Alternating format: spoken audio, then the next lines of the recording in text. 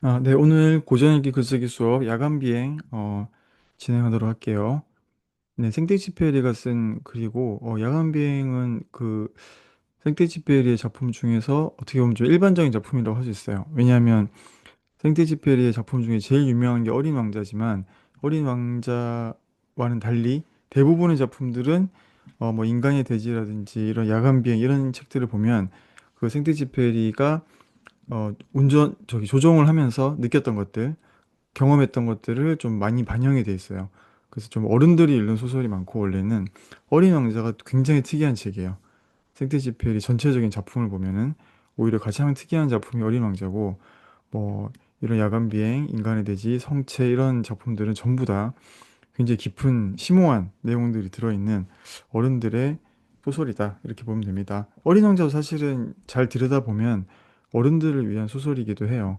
그래서 생테쥐페리라는 인물 자체가 굉장히 재밌는 사람이고, 실제로 살았던 삶을 보면은 그렇게 오래는 못 살았죠. 1900년에 태어나서 1944년도에 이제 실종이 됐는데, 나중에는 그 비행기가 격추된 걸로 그렇게 일단은 알려져 있어요. 프랑스 리옹에서 출생했는데, 리옹은 파리랑은 되게 먼 데죠. 우리나라로 치면 파리가 서울이라면 리옹은 글쎄 한 경주쯤 될까? 그 정도 되는 것 같아요. 상당히 거리도 멀고 지방에 있지만 되게 유명한 도시 중에 하나라고 합니다. 상업이 되게 발달했고 강이 막 중간에 흘러가지고 되게 아름다운 도시라고 해요. 자, 앙투안 드 생트지페리가 원래 이제 풀 네임이고 어, 여기서 이제 프랑스 이름에 보면은 드라는 게 가끔 들어가 있는데 가끔은 다 들어가 있죠. 들어가 있는데 이 드라는 거는 가문이나 지역을 의미를 해요. 그래서 앙투안이라는 앞에 있는 게 이름이고 드는 이제 가문이에요, 가문. 생텍쥐페리 가문의 앙투안 이라는 뜻이에요, 이름이. 그래서 그냥 보통 부를 때는 앙투안이라고 불렀겠죠. 자기들 가족끼리는. 이름은 이제 그렇게 이해를 하면 되고 근데 이제 이런 이름은 좀 귀족적인 이름인 거고, 옛날에 이제 그 시골에 살았던 농민들이나 뭐 이런 분들은 드가 붙긴 하는데, 어, 이렇게 붙죠. 잔 드 아르크. 아르크 동네의 잔. 이렇게 한 거예요. 잔다르크도 우리가 아는 잔다르크가 이름이 뭐 이렇게 있지만 이름은 잔인 거고, 그 아르크 동네 출신의 잔이다. 이런 뜻이에요. 드라는 게 그 뒤에 붙은 게 이제 가문이다. 프랑스 이름에서 옛날 이름에서 그렇게 이해를 하면 됩니다. 그래서 그 생테지파리의 집안은 집안 귀족이었고 특히 어머니 쪽이 조금 잘 사는 귀족이었어요. 그래서 아버지가 일찍 돌아가시는데 뇌진탕이었나? 되게 이제 좀 어이없이 일찍 돌아가시는데 그리고 나서 이제 엄마가 아이들을 키우는데 어, 유산으로 받은 성이 되게 큰 성이 있어가지고 그 성에서 아이들을 키우게 됩니다. 그래서 생트지페리도 성 안에서 뭐 새도 잡고 새랑도 놀고 뭐 새도 키우고 나무 위에도 올라가고 다락에서 자고 하면서 좀 자유분방하게 지내고, 그 어머니가 교육을 되게 음악이라든지 미술이라든지 되게 감성적인 교육을 많이 시켰어요. 그렇게 어린 시절을 좀 보냈었고, 그 생태지페는 되게 재미있는 인물이라서 제가 간단하게 일대기를 간단히 좀 정리를 해볼게요. 13살 때 첫 비행을 합니다. 엄마 몰래 했겠죠? 13살이 비행기를 탄다 그러면 모든 엄마가 다 말릴 거예요. 그 시절에. 비행기가 아직은 많이 위험했던 때이기 때문에 그 앙베리에 공항에서 그 조종사한테 부탁을 해가지고 처음으로 비행을 해봐요. 그리고 남동생이 죽고 나서 이제 해군사관학교를 원래 들어가려고 했는데 합격을 못해요. 센테지페리가. 미술학교에 이제 진학을 했다가 어머니한테 이제 경제적인 지원, 엄마가 원래 부자였다 그랬잖아요. 그러니까 경제적 지원을 받아가지고 민간에 원래는 이제 군에 들어가서 뭘 해보려고 그랬는데 잘 안 됐으니까 민간의 항공기 조종사 수업을 듣고 공군에 입대를 합니다. 그리고 카사블랑카라는 곳에서 체류하다가 비행 사고를 당하는데 이때 두개골이 골절돼요. 그러니까 한마디로 머리가 깨진 거예요. 그러니까 원래 약혼했던 루이즈 드 빌모랭이라는 사람이 있었는데 그 사람의 집안에서 반대를 했겠죠. 이렇게 위험한 일을 하는 남자랑은 결혼하지 마라. 그래가지고 뭐 그런 반대가 이제 극복이 안 돼서 파혼을 하게 되는 일을 겪고요. 그 다음에 방황을 합니다. 방황하면서 20대 중반에는 뭐 트럭 판매원으로 일하기도 하고 그런 일을 하다가 27세에는 라테코에르 항공사에 입사를 해요. 그리고 그 원래 민간에서 배운 조종 기술이 있으니까 우편기를 조종을 하죠. 옛날에는 이제 그 지금은 이메일이나 카톡으로 다 보내지만 옛날엔 전부 손편지를 쓰면은 그걸 이제 우편기, 항공기로 날른 거예요. 그 일을 했습니다. 그러면서 그 이 야간 비행이라는 책의 모델이 되는 디디에 도라라는 사람을 만나게 됩니다. 여기서 항공사에서. 그리고 그 자기 친구, 평생 친구인 앙리 기요메라는 친구도 만나게 되죠. 남방우편기라는 소설을 29세에 쓰게 되고 그 앙리 기요메라는 친구가 안데스 산맥을 넘다가 추락을 해요. 추락을 했는데 이 친구가 진짜 기적적으로 6일 만에 뚜벅뚜벅 걸어서 돌아온 거예요. 그게 너무너무 충격적인 사건이라 인간의 의지라든지 뭐 그런 걸 중심으로 해서 인간의 대지라는 책을 또 쓰죠. 32세 때는 콘수엘로라는 사람이랑 결혼하는데 이 결혼하는 사람이 되게 재밌어요. 어, 그 남미의 한 국가의 뭐 네 번째 부자인가? 그 네 번째 부자 딸내미예요. 굉장히 부잣집 딸내미인데 근데 이 콘수엘로랑 결혼만 하면 그 남편들이 다 죽었어요. 뭐 사고로 죽고 뭐로 죽고 자살하고 뭐 이래가지고 그 이 콘수엘로가 이 생데지페랑 결혼할 때 세 번째인가 네 번째 결혼인데 그 전에 남편들이 다 죽어요. 그래서 이제 그러면은 프랑스 지방 귀족이었던 엄마가 그런 결혼을 반대했을까요? 아니면 찬성했을까요? 당연히 반대겠죠. 당연히 반대. 뭔가 불운한 여자다. 남미에서 온 불운한 여자랑 왜 결혼하냐고 막 엄청나게 엄마의 반대를 겪었고 생태치페리아 그때 이제 스트레스를 많이 받죠. 왜냐하면 어머니랑 굉장히 그 감정적으로 동질감이 강하고 친했었는데 이런 그 결혼 문제로 엄마랑 많은 갈등을 겪게 됩니다. 이때 이제 야간 비행이라는 책을 자기 이제 경험을 바탕으로 해가지고 출간을 하게 되죠. 그리고 뭐 남방우편기라는 영화가 나왔는데 거기에 뭐 조종사로 출연하기도 했었고요. 음, 본인 자체도 그 생태 집회에도 평생 이제 여러 번 떨어 추락을 해요. 처음에 이제 추락해서 두개골 골절도 있었고 리비아 사막에 또 떨어져가지고 5일 만에 구조가 됐죠. 이때 사건으로 뭘 써요? 이때 사건으로 어린 왕자를 쓰는 거예요. 실제 어린 왕자라는 책을 보면은 그 생트지페리랑 그러니까 자기를 투영한 조종사가 그 사막에 떨어져가지고 어린 왕자를 만나는 장면이 나오거든요. 그러니까 그런 배경이 있습니다. 그리고 그또 뉴욕에서 과테말라로 가다가 또 추락하고 그러니까 이때는 거의 죽을 뻔해요.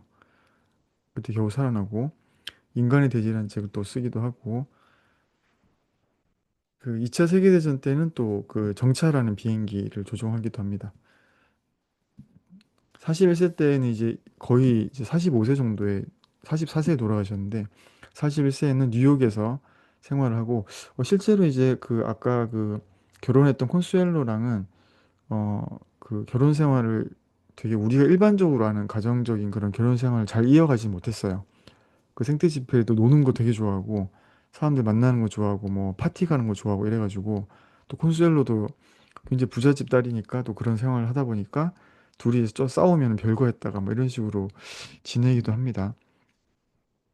근데 결국은 콘수엘로와 마지막에는 같이 잘 지내게 되고 그러다가 44세에 죽기 직전에 이제 어린 왕자를 출간을 하고 그 2차 세계대전 이 연합국 쪽에 들어와서 미국 쪽에 들어와서 그 정치할 때 배속이 돼서 그 조종을 하는데 사람들이 조종을 하지 말라 그랬어요. 생트치페리한테. 좀 나이가 들어가지고 좀 실수도 잦고 그래서 좀 위험하다 그랬는데 또 이제 45세 때 비행 정차를 나갔다가 프랑스 남부 해안에서 실종이 됩니다. 그래서 이제 실종인가라고 했는데 1998년도에 그 마르세유라는 프랑스 도시에서 어떤 팔찌가 발견됐는데 그 팔찌 안에 이름이 적혀 있어요. 그 이름이 콘수엘로라고 적혀 있었던 거예요. 콘수엘로는 생트지페리 아내니까 그 아내의 이름을 적은 팔찌가 이제 어떻게 보면 그 해안에서 발견이 되니까 아 생트지페리가 물에 빠져서 죽었나 보다라고 사람들이 생각을 하게 되고 2008년도에는 독일의 공군 조종사였던 사람이 자기가 생트지페리의 비행기를 격추시킨 것 같다라고 이렇게 인터뷰를 해가지고 지금은 이제 그렇게들 정리를 하고 있는 것 같아요. 독일 그 정찰 나온 연합국 쪽에 그 생트지페리의 비행기를 독일 조종사가 격추시켜가지고 물에 빠졌다 이렇게 이제 알고 있습니다. 어, 생데지페리가 활동했던 무대들은 이런 곳이에요. 프랑스가 이렇게 있고, 스페인, 그다음 모로코, 뭐 이렇게 세네갈 이런 데를 이런 데 다 이렇게 다녔어요. 비행기로 조종사로 일할 때는 이 카사블랑카랑 다카르 사이를 왔다 갔다 하기도 하고 그 사하라 사막 여기도 이제 추락지이기도 하고 또 스페인도 이렇게 프랑스에서 스페인도 왔다 갔다 하면서 스페인도 구경도 하고 항공기 조종사로 해서 일을 했으니까 툴루즈사 그 사에서 그런 경험들이 있고요. 이게 요런 데를 주로 비행을 했었고 야간 비행의 그 배경이 되는 것은 그 부에노스아이레스라고 남미의 그 아르헨티나의 부에노스아이레스라는 곳으로 칠레와 파라과이와 이 파타고니아는 나라 이름은 아니고 지역 이름인데 이 파타고니아 지역에서 이렇게 비행을 오는 거예요. 그 야간에 비행기들이 그 우편물을 싣고 부에노스아이레스로 이렇게 넘어오는 거예요. 여기서 모아가지고 부에노스아이레스에서 비행기를 또 태워가지고 이렇게 가면 오른쪽으로 쭉 가면 뭐가 나오죠? 바로 옆으로 가면 뭐 아프리카 나오겠지만 좀 위쪽으로 가면 유럽이 나오잖아요. 그러니까 남미에 있는 모든 우편물들을 여기다 모아가지고 유럽으로 보내는 그 이제 일을 라테코에르 그 항공사에서 했는데 그때 이제 이 부에노스 아이레스에서 모든 걸 컨트롤하는 그 대장이 이제 리비에르라는 사람이 있는데 그 사람의 이야기를 쓴 게 바로 야간 비행이라는 소설입니다. 자기가 이제 경험했던 거를 바탕으로 소설을 쓴 거죠. 이게 처음에 이제 야간 비행이라는 책이 나왔을 때 표지고 1931년도에 나왔고 페미나 상이라고 이제 좋은 상을 받았다고 해요. 그리고 작가의 두 번째 소설이었고 그 세 군데에서 비행기가 날아옵니다. 밤에 싣고 오는 거예요. 파타고니아랑 칠레랑 파라과이에서 각기 조종사들이 그 우편물을 싣고 오는데 칠레는 왔고 파타고니아는 오다가 실종돼요. 그 파비행이라는 조종사가 오다가 태풍이 휩쓸려가지고 고생하다가 태풍을 벗어나려고 저 높이 막 태풍보다 높게 떠버려요. 근데 문제가 뭐예요? 떴는데 연료가 바닥나 버려요. 연료가. 그런 문제가 생깁니다. 결국은 뭐 죽음을 암시하는 거죠. 그러니까 파비행은 아마도 죽었을 거고 그다음에 뭐 파라과이에서 그럼에도 불구하고 리비에라는 이 사람은 파라과이에서 우편물이 오면 다 모아서 또 유럽으로 출발해라고 명령을 내릴 거예요.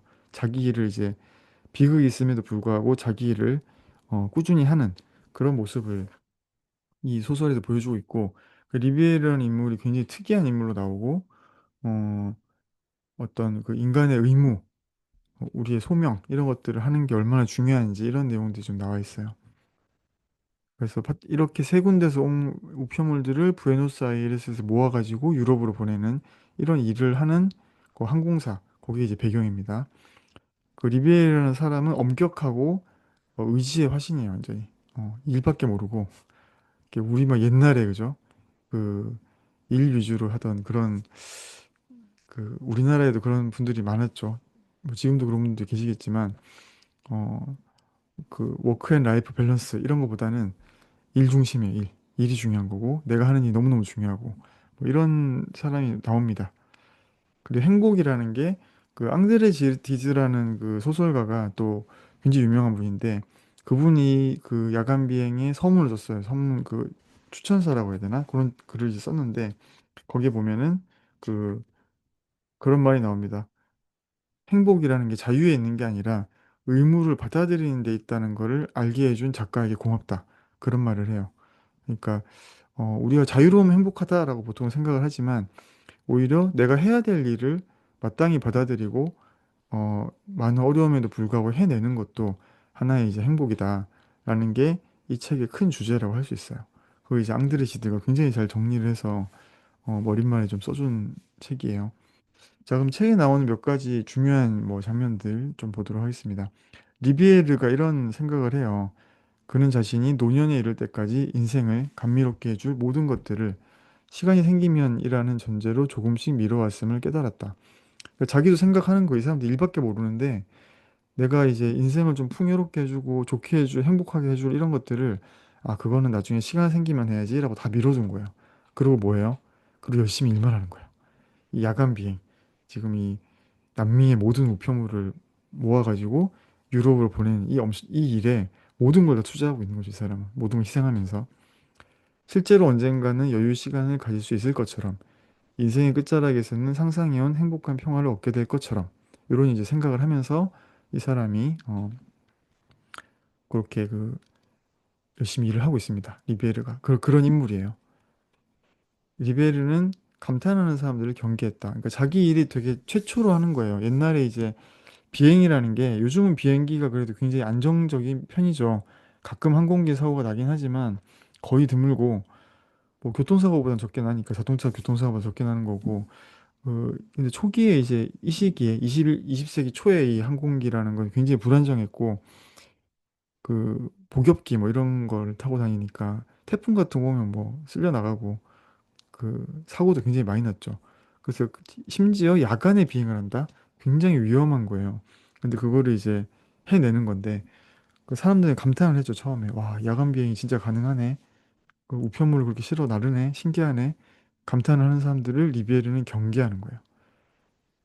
왜냐하면 자기가 하는 일들, 이런 일들이 일하는 사람들의 헌신과 의지가 모여서 이제 일어나는 기적 같은 일인데 이런 모험의 신성한 성격을 이해하지도 못하면서 감탄사만 연발해서 의미를 왜곡시키고 인간을 보잘것없게 만들어버린다. 그러니까 인간의 의지가 강조돼야 되는데 와, 뭐 이렇게 감탄만 하니까 오히려 그런 것들이 이제 축소되는, 왜곡되는 그런 느낌을 받는 거예요. 그 일을 직접 하는 사람 입장에서. 그렇게 이제 이 문장을 해석해 보면 되고, 요런 이제 문장들이 중간중간에 책에 계속 나오고 있습니다. 리비에르의 또 생각이죠. 규칙이란 종교의 의례와 비슷해서 부조리해 보이지만 한편으로는 사람을 도야시키지. 정당하냐 부당하냐의 문제는 리비에르에게 아무런 상관이 없었다. 그러니까 리비에르는 이제 이 자기가 하는 일, 그 목적이 잘 달성되기 위해서 규칙을 굉장히 엄격하게 강조해요.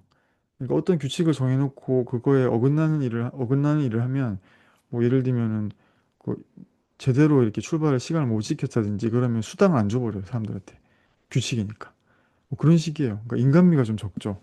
같이 일하는 사람들은 이 사람을 존경은 해요. 리베를 와, 정말 일을 잘하고 잘 관리한다라고 존경은 하지만 한편으로는 별로 좋아하진 않아요. 인간적으로. 뭐 그런 문제가 있는데 근데 리비에르는 그걸 모르는 건 아니에요. 모르는 건 아니지만 그래도 이 규칙이라는 걸 정확하게 해가지고 사람들을 딱딱딱딱 움직이게 하는 게 중요해. 사람들의 능력을 최대한 발휘하게 하는 게 더 중요해. 이런 식으로 생각하는 사람이에요. 이런 글도 나오면 되게 재밌어요. 그에게 사람이란 빚기 전에 밀랍덩이에 불과했다. 밀랍덩이는 뭐 선생님도 이게 뭐 본 적은 없는데 만져본 적은 없는데 뭐 찰흙 같은 그런 거죠. 찰흙 같은 지점토, 찰흙 같은 건데 손으로 열을 가하면 이렇게 몰랑몰랑해지는 그런 거죠.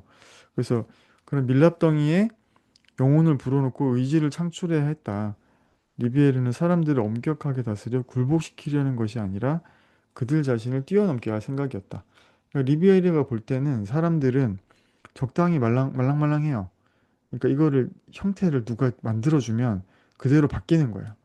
그러니까 자기가 볼 때는 그 밤에 폭풍우가 치면은 비행기를 조종 안 하려 그러고 조그만 뭐가 있으면은 뭐 일 안 하려 그러고 이런 사람들을 막 다그쳐가지고 의지를 막 불태워서 일을 시키는 거죠.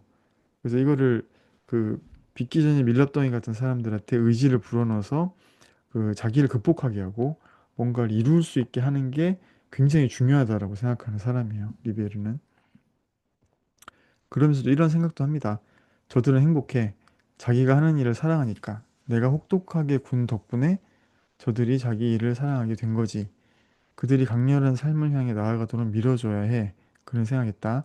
고통과 기쁨을 동시에 불러오는 강렬한 삶으로 나아가도록. 그런 삶만이 중요하니까. 그러니까 이제 그 뭔가를 안 하고 가만히 나태하게 있으면 어때요? 몸은 편하죠. 몸은 편하지만 발전과 성장이 없는 거예요. 근데 리비에르는 이것과는 또 반대 극단이에요. 너무 막 몰아붙여가지고 성장하게 하고 강렬한 삶을 막 살 수 있게 밀어붙이고 이렇게 해주는 거예요. 근데 그것도 좋은 면과 나쁜 면이 있을 수 있겠죠. 그래서 뭐 고통과 기쁨을 동시에 불러온다 이런 말도 있는데 너무 사람이 열정적으로 살면 어때요? 기쁨도 많이 느낄 수 있지만 성취를 하니까 고통스러울 수도 있잖아요. 그러니까 그 두 가지를 동시에 느낄 수 있게 해주는 게 자기의 목표다. 리베르는 그리고 그들은 행복한 거야. 이렇게 계속 생각을 합니다. 그러니까 이게 이제 꼭 맞다기보다는 한번 생각을 해보는 거예요. 우리가 어, 어떤 지금 현재의 소중한 시간들을 너무나 잘 즐기면서 편안한 삶, 행복한 삶을 즐기는 것도 중요하고 또 자기를 성장시키면서 때로는 가혹하게 채찍질을 해가지고 성장하면서 앞으로 나가는 것도 되게 중요하죠. 이게 두 가지가 다 중요한데 이 이타 생떼쥐페리가 쓴 야간 비행은 그 조금 더 나를 극복하는 거 그런 거에 가치가 있다라는 그 메시지를 이 책에서 계속 전해주고 있어요. 어, 이런 말도 나오죠. 내가 방심하거나 규칙대로 잘 굴러간다고 흐름을 따라가게 놔두면 이상하게도 사건이 터지더라. 마치 내 의지만이 비행기가 파손되거나 우편기가 폭풍으로 지연되는 일을 막을 수 있다는 듯이 말이야. 가끔 나도 내 힘에 놀라. 이게 이제 리비에르가 생각하는 건데, 우리가 이제 어떤 시스템을 만들어 갖고 그게 잘 돌아가게 하면 좋겠다라고 보통 생각을 하죠. 근데 그렇게 막 하다 보면은, 그리고 사람이 방심하잖아요. 시스템대로 돌아가니까 되겠지. 라고 방심하면은 문제가 터진다는 거예요. 그러니까 오히려 리비에르는 이런 거 하나하나 다 챙기는 거예요. 이게 제대로 돌아가고 있냐. 뭐 비행사들은 정말 시간 잘 지키고 있냐. 뭐 이런 것들을 하나하나 또 감독관을 막 불러다가 다그치기도 하고 자기가 막 뭔가를 해야 의지를 발휘를 해야 일이 잘 돌아간다라고 그 리비에르는 계속 생각을 하고 있어요. 그 로비노라는 또 감독관이 있는데 리비에르 밑에서 일하는 사람인데 이런 말도 하죠. 인생의 해결책이란 없다. 앞으로 나아가는 힘뿐. 그 힘을 만들어내면 해결책은 뒤따라온다네. 그러니까 특정한 문제가 생기면 우리는 그 문제의 해결책을 찾으려고 하죠. 인생에도 어떤 문제가 생기면 또 해결책을 찾아야 되고, 뭐 그건 당연한 건데, 어, 리비에르는 그런 하나하나의 해결책을 다 찾을 수 있는 게 라기보다는 우리가 앞으로 나아가는 의지를 가지고 앞으로 나아가다 보면은 해결책이라는 거는 자연스럽게 생긴다는 거예요. 이건 어떻게 보면은 그 생텍쥐페리의 개인적인 체험이기도 하고, 또 우리가 살다 보면 이런 걸 좀 느낄 수 있어요. 이게 뭔가 A라는 문제가 생겨서 A의 해결책이 딱 나온다라기보다는 문제가 생겼음에도 불구하고 일단은 내가 앞으로 계속 나가다 보면 그 문제는 어느새 해결돼 있어요. 뭐 그런 경우도 있으니까 뭐 그런 것들도 그 인간의 의지로 밀어붙이다 보면은 문제들은 자연스럽게 해결된다. 그런 맥락으로 좀 읽어볼 수가 있는 명언이죠. 야간 비행에 나오는 굉장히 좋은 명언입니다. 단 한 번이라도 출발을 중단시켰다면 야간 비행의 명분은 사라졌을 것이다. 그러나 내일이면 그를 비난할 마음 약한 사람들을 앞질러서 리베르는 그날 밤에도 또 다른 승무원을 출발시켰다. 그러니까 리베르가 지금까지 해온 일이 보면 다들 야간 비행을 위험하다고 많은 사람들이 반대를 해요. 그럼에도 불구하고 밀어붙이죠. 그런데 한 번이라도 출발을 중단시키는 일이 없이 규칙대로 하는 거예요, 리베르는. 굉장히 무서운 사람인데, 어, 그래서 그런 이제 리베르의 모습을 사람들은 비난을 하는데 그런 비난하는 사람들을 생트지페리는 마음이 약한 사람들이라고 지금 표현하죠, 그죠? 그러니까 디베르처럼 강한 마음을 가진 사람들이 역사를 만들어가고 이렇게 뭔가를 계속 앞으로 나아가게 하는 힘이 있다. 그렇게 이제 생트지페리는 더 본 것 같습니다. 자, 에세이는 이 주제로 한번 써볼게요. 다른 누군가에 의해 나의 의지가 만들어질 수 있을까? 이 리비에르의 말을 보면은 내가 그들을 밀어붙여줘야 돼 이런 표현들이 나오는데 그런 주제에 대해서 나의 생각을 한번 써볼게요. 어떻게 생각해 보면 나의 의지라는 건 내가 결심을 해야 되는 거죠. 그래야 생기는 것 같기도 하고 또 어떻게 보면은 누군가가 나한테 동기부여를 잘 해주면 또 생기는 것 같기도 하고 그렇죠. 그런 뭐 여러 가지 두 가지 면이 있는 것 같은데 그럼 나의 의지라는 게 정말 다른 누군가에 의해서 만들어지는 게 정말 나의 의지일까? 이런 고민이 또 들 수도 있고 뭐 여러 가지 관점이 있을 수 있으니까 이 주제로 좀 생각을 해보면서 에세이를 한번 작성을 해보겠습니다. 리비에르에 대한 내용을 좀 하면서 에세이를 쓰면 좋을 것 같아요. 아르띠 문학 아카데미 카페에 영상 시청 후기글도 올려주시고요. 그다음 독서 완료 인증글 그리고 이메일로 에세이 과제도 제출을 해 보도록 하겠습니다. 자, 오늘 수업 여기까지 할게요.